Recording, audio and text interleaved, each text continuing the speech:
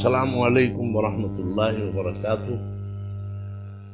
الحمد للہ وکفا وسلام علی عبادہ الذین اصطفیٰ، اما بعد۔ حضرت مولانا اشرف علی تھانوی رحمۃ اللہ علیہ کے ملفوظات یعنی ملفوظات تھانوی، وہ اللہ نے مجھے توفیق دی ہے پڑھنے کی اور بیان کرنے کی، اور اس کو جتنا پھیلایا جا سکتا ہے جو قرآن اور حدیث اور بزرگوں کے حوالے سے، وہ اللہ تعالیٰ کچھ کام لے لیتے ہیں۔ تو آج کا ملفوظ میں پیش کرنا چاہتا ہوں۔ فرمایا کہ جس طرح نماز کے اندر قراءت عربی زبان میں پڑھنا امر تعبدی ہے، اسی طرح خطبے کا عربی زبان میں پڑھنا بھی امر تعبدی ہے، کیونکہ حق تعالیٰ نے خطبے کو ذکر اللہ فرمایا ہے، نہ کہ تذکیر۔ فَاسْعَوْا إِلَىٰ ذِكْرِ اللَّهِ۔ عیدین کے خطبہ عربی کے بعد اگر ترجمہ یا تذکیر مناسب سمجھے تو ہیئت اوفق بالسنہ یہ ہے کہ خطبے سے فارغ ہو کر ممبر سے نیچے اتر کر بیان کر دے۔ یہ ملفوظ ہے، یہ بڑا اہم میرے سامنے آیا ہے، اور میں سن 1985 میں سب سے پہلے مدراس گیا تھا۔ میرا پہلا سفر تھا۔ میرے والد محترم حضرت مولانا احتشام الحق تھانوی رحمۃ اللہ علیہ سن 80 میں گئے تھے، اور وہیں ان کا انتقال ہو گیا مدراس میں۔ تو 5 سال کے بعد پھر میرا جانا ہوا، مجھے وہاں کے لوگوں نے بلایا۔ بہرحال مدراس اور جنوبی ہند کے مسلمان، یوں تو سارے پوری دنیا کے مسلمان ہمارے لیے محترم ہیں، لیکن اس میں کوئی شک نہیں، بڑے دیندار اور علماء کی عزت، علماء کی خدمت کرنا، یہ ان کے اندر ایک بہت اعلیٰ وصف ہے۔ اسی طرح سے افریقہ، زیمبیا اور ان جگہوں پہ جو صورتی حضرات ہیں، گجراتی اسپیکنگ، وہ بھی بڑے ماشاءاللہ علماء کے ساتھ تعلق اور دینداری یہ سب، اور ویسے پھر سارے مسلمان الحمدللہ اچھے ہیں۔ پاکستان میں بھی ہمارے مسلمانوں میں بڑا جذبہ ہے سب۔ خیر، یہ میں عرض کر رہا، جب میں گیا مدراس، وہاں میرا 1 مہینے کا سفر تھا، پہلا سفر، اور تو وہاں پتہ چلا کہ وہاں بعض جگہوں پہ، ایک آدھ جگہ پہ وہ کہتے ہیں کہ جی خطبہ جو ہے وہ اردو زبان میں ہوگا، یعنی ممبر پہ جو خطبہ پڑھا جاتا ہے۔ تو میں نے کہا کہ بھئی ہم نے تو کہیں نہ سنا ہے نہ کبھی پڑھا ہے۔ تو انہوں نے کہا صاحب یہ بس، میں نے کہا بھئی مجھے کوئی شوق نہیں ہے جمعہ پڑھانے کا، اور ظاہر ہے کہ میں ویسے بھی مسافر ہوں، تو میں تو خطبہ عربی کا ہی پڑھوں گا ممبر پہ، اور اس کے علاوہ مجھے شوق نہیں ہے۔ میں تقریر کر دیتا ہوں، پھر بعد میں جو صاحب جو چاہیں کرے۔ بہرحال الحمدللہ ثم الحمدللہ میں نے خطبہ بھی پڑھا، عربی میں پڑھا، پھر نماز تو خیر ہوتی ہے۔ تو بعض لوگوں نے کہا کہ صاحب یہ تو کوئی بزرگوں کا تصرف ہو گیا آپ کے ساتھ، ورنہ یہاں تو اچھے خاصی جوتم پیدار ہو جاتی ہے کہ صاحب انہوں نے خطبہ جو ہے عربی میں پڑھ دیا، اردو میں۔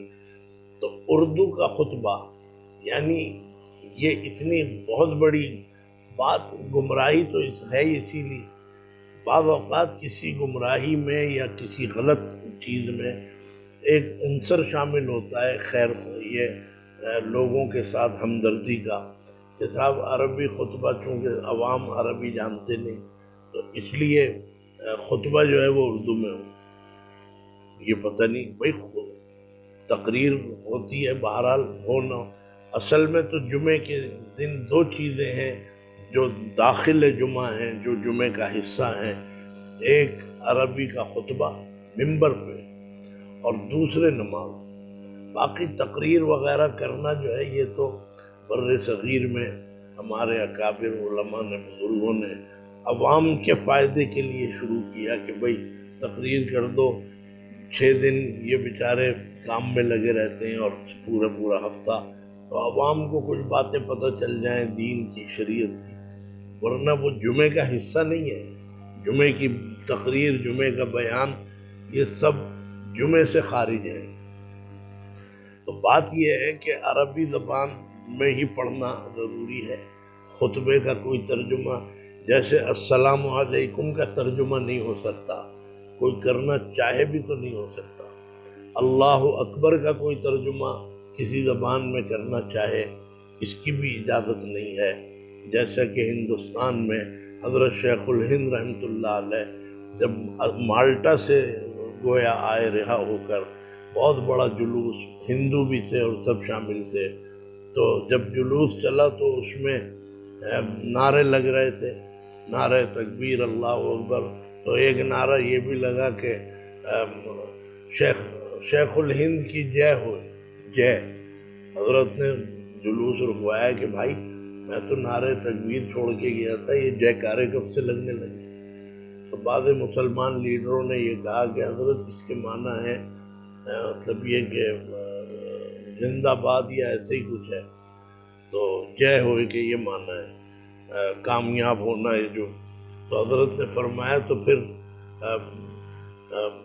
اگر یہی کرنا ہے کہ صاحب شیخ الہند کی جے ہو، تو پھر نماز کا بھی اور اللہ اکبر کا بھی ترجمہ کر لیا کرو، رام رام کہہ دیا کرو اللہ اکبر کی جگہ. تو حضرت نے اسے رکوا دیا، حالانکہ ہندو بہت بڑی تعداد میں. تو اس کا مطلب یہ ہے کہ بعضی چیزیں ایک سرکاری حیثیت کی ہیں، اس کا ترجمہ کرنا کسی کو جائز نہیں ہے اور نہ اس کا رواج دینا جائز ہے. تو خطبہ جو ہے عربی کا جذبہ لوگوں میں یہ ہے کہ جی لوگوں ذرا سمجھ میں آ جائے گا لوگ اچھا. اور جب ریال کمانے جاتے ہیں تو پھر عربی پڑھتے ہیں، عربی سینٹر میں جا کے عربی سیکھ رہے ہیں. اور صاحب برلٹ سے ایک ادارہ ہے، وہاں زبان سیکھ رہے ہیں کیونکہ جرمنی جانا ہے یا کہیں بھی جانا ہے. تو پیسے کے چکر میں تو پھر سبھی کچھ سیکھنا شروع کر دیتے ہیں. تو پھر سیکھ لو عربی کہ بھئی جمعے کا خطبہ سمجھ میں آئے. تو یہ غلط ہے. آپ کی سمجھ میں آئے یا نہ آئے، جمعے کا خطبہ جو ہے خطبہ دینے والے پر لازم ہے کہ وہ عربی زبان ہی میں ہوگا. اور یہ کوئی ایسا مسئلہ نہیں ہے کہ صاحب یہ بھی گویا کوئی اختلافی مسئلہ ہے. یہ غلط ہے جو لوگوں نے اب شروع کر دیا ہے. اگر آپ اتنی سہولت دین میں پیدا کریں گے تو اس دین کی تو شکل ہی بدل جائے گی اور پتہ بھی نہیں چلے گا کہ یہ وہی دین ہے جو اللہ کے رسول لے کر آئے تھے. تو بہرحال حضرت تھانوی رحمۃ اللہ علیہ نے ایک بڑی اچھی مثال، بڑی گویا ایک دلیل سے یہ فرمایا کہ حق تعالیٰ نے خطبے کو ذکر اللہ فرمایا ہے، تذکیر نہیں ہے. نہ کہ تذکیر کے معنی ہے یاد کرانا، یاد دلانا، اور ذکر اللہ کے معنی ہے اللہ کو یاد کرنا. تو فرمایا کہ جہاں ذکر ہے تو وہاں ہے جمعے کا جہاں ذکر ہے فَسْعَوْا إِلَىٰ ذِكْرِ اللَّهِ، دوڑو ذکر اللہ کی طرف. اس کا مطلب یہ ہے کہ خطبہ اور جمعہ جو ہے یہ ذکر اللہ ہے. تو یہ تذکیر کا اس میں مفہوم نہیں ہے. تو فرمایا کہ یہ ذکر اللہ ہے اور اس میں آپ کو حق نہیں ہے کہ آپ اس کا ترجمہ اپنی منمانی سے کریں. اور آج تو بڑی شکلیں بدلی جا رہی ہیں. امریکہ میں عورتوں کو امام بنایا جا رہا ہے کہ وہ امامت کرا سکتی ہیں. بہرحال ہونے کو تو سب کچھ ہو سکتا ہے. ایک گلاس بیچنے والا یہ کہتا ہے جی یہ انبریکیبل ہے. انبریکیبل کے معنی یہ ہے کہ یہ گلاس ٹوٹتا نہیں ہے. انبریکیبل، کسی نے لے کے زور سے پٹکا اور وہ ٹوٹ گیا. وہ کہنے لگے تم تو کہہ رہے تھے کہ یہ انبریکیبل ہے. اس نے کہا بھائی انبریکیبل کے یہ معنی نہیں ہے. معنی یہ ہے کہ گر پڑ جائے تو ٹوٹے گا نہیں، اتنا نازک نہیں. یہ تھوڑی ہے کہ آپ پٹک دیں اور پھر بھی نہ ٹوٹے. وہ اس کی وضاحت کرتا ہے. انبریکیبل کے معنی یہ ہے کہ اگر پٹک کے مارو گے تو ٹوٹے گا.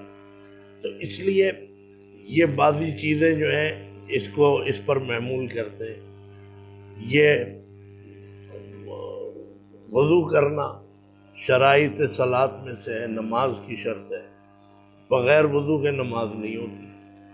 اگر کوئی نماز پڑھنے جائے بغیر وضو کے تو نماز نہیں ہوگی. تو ایک واقعہ مشہور ہے کہ کوئی خان صاحب نے یہ مسئلہ سنا، مجمع میں کھڑے ہو کے تو کہنے لگے کہ امام صاحب نے کہا کہ بھئی بغیر وضو کے نماز نہیں ہوتی، یہ شرائط میں شامل ہے۔ تو وہ بولے کہ بارہا کر دے مشد، میں نے تو بارہا نمازیں بغیر وضو کے پڑھی ہیں اور نماز ہو گئی۔ ان کا مطلب یہ تھا کہ رکوع سجدہ جب میں نے کر لیا تو نماز ہو گئی۔ تو رکوع سجدے کا نام نماز نہیں ہے، وضو بھی ہو، پاکی بھی ہو، جسم بھی پاک ہو، کپڑے بھی پاک ہو، تب جا کے رکوع اور سجدے سے جو ہے نماز مکمل ہوتی ہے۔ تو یہ سمجھنا کہ جی عربی خطبے کو جس زبان میں چاہیں اس کو کنورٹ کر دیا جائے تاکہ لوگوں کی سمجھ میں آئے، دین لوگوں کا محتاج نہیں ہے، اللہ اور رسول محتاج نہیں ہے، ہم محتاج ہیں اللہ اور رسول کے بھی، دین کے بھی محتاج ہیں۔ لہذا عربی خطبہ جو ہے وہ عربی میں ہی ہونا چاہیے۔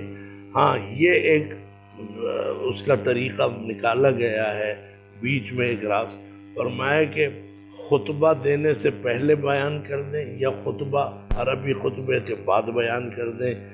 بہتر یہ ہے کہ جب عربی خطبہ ہو جائے، اب نماز پڑھ لی اور پھر آپ یا خطبے کے بعد کچھ بیان کر دیں یا اس کا ترجمہ کر دیں، یعنی عربی خطبہ تو ہو ممبر پہ، پھر جب خطبہ ختم ہو جائے تو آپ اس کا خلاصہ بیان کر دیں، وہ تو ممبر سے اتر کے پھر آپ اس کا ترجمہ کر دیں، تو یہ اس کی گنجائش ہے۔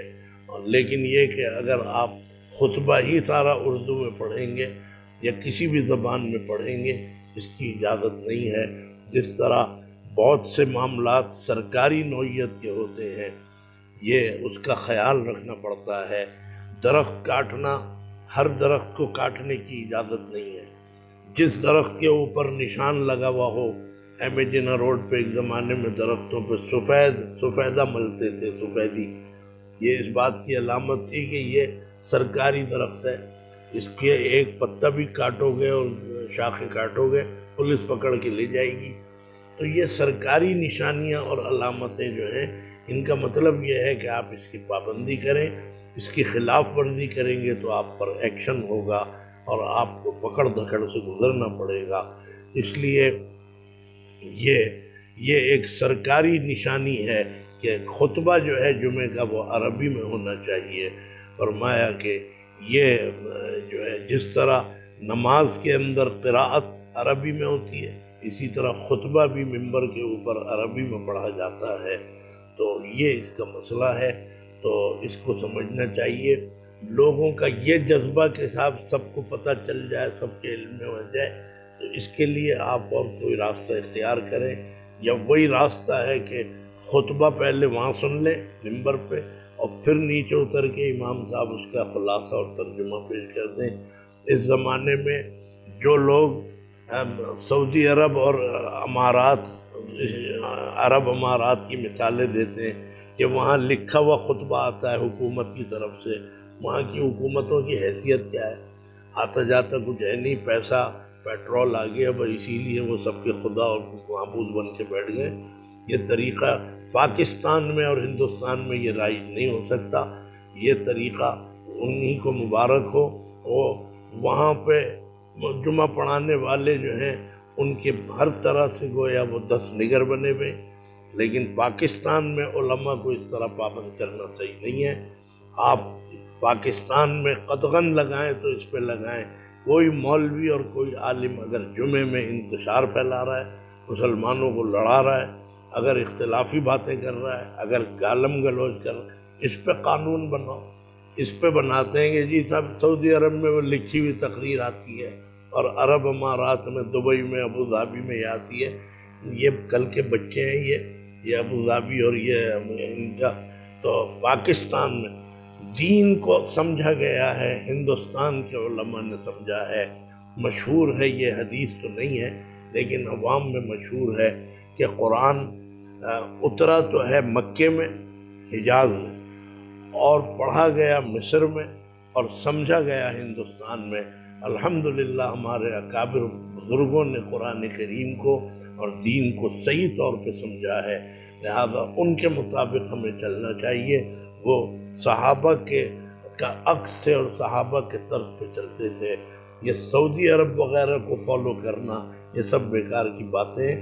ہمارے لیے سب قابل احترام ہیں، لیکن دین کی بات جو ہے وہ اتھینٹک انہی علماء کے ساتھ ہے کہ جنہوں نے دین کو سمجھا ہے. بس یہ اس کا حاصل ہے. اللہ تعالی ہمیں اور آپ کو سمجھنے کی بھی توفیق عطا فرمائے اور ہمیں عمل کی بھی توفیق عطا فرمائے. وآخر دعوانا ان الحمد للہ رب العالمین.